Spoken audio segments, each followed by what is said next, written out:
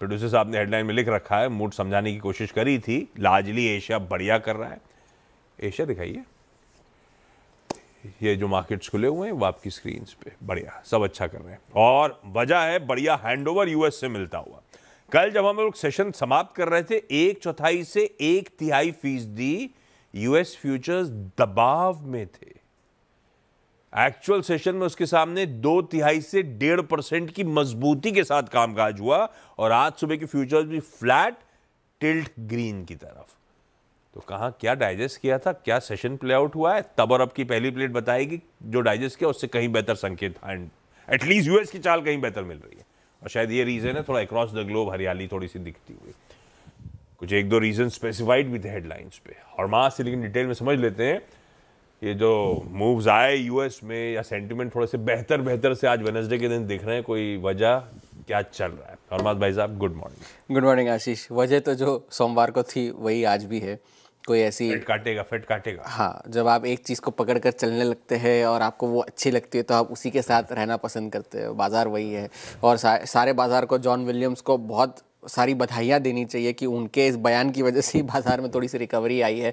और कल 650 अंक चढ़कर डाउ जोन्स बंद हुआ, और 800 अंक तो निचले स्तरों से रिकवर होकर बंद हुआ। तो आप अगर कहे कि जो 2500 पॉइंट की गिरावट आई थी 4-5 दिनों में, उसमें से तो 1300 साढ़े 1300 पॉइंट तो रिकवर भी कर गए। तो 55% तो डाउ रिकवर कर गया है अपनी गिरावट को।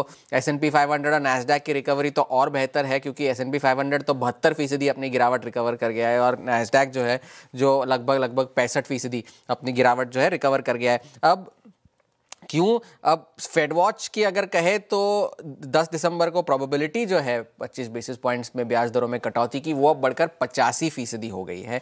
और गोल्डमैन सैक्स ने भी अपनी नोट में ये कहा कल कि एक और कट दिसंबर के महीने में आ सकता है, और 2026 में 25-25 के 2 रेट कट्स आने की उम्मीद गोल्डमैन सैक्स लगा रहा है। अब अगला जो बड़ा ट्रिगर होगा कि अगला फेड चेयर कौन होगा। कल ब्लूमबर्ग के हवाले से ये रिपोर्ट आई है कि केविन हैसेट जो है अब इस रेस में आगे चल रहे हैं। व्हाइट हाउस के जो आर्थिक सलाहकार है केविन हैसेट, वो अब इस अगले फेड चेयर बनने की रेस में आगे चल रहे हैं, और इस वजह से भी बाजार को थोड़ा सा बूस्ट इसलिए मिला क्योंकि केविन हैसेट डोनाल्ड ट्रंप के कम ब्याज दरों के एजेंडा के साथ है। और हाल ही में उन्होंने एक इंटरव्यू में ये कहा था कि अगर मैं फेड चेयर होता तो मैं तुरंत ही ब्याज दरों में कटौती करता, क्योंकि डेटा ये कह रहा है कि ब्याज दरों में कटौती की जानी चाहिए, और फेड ने ब्याज दरों को ऊंचा रखकर ये एक गलती की है।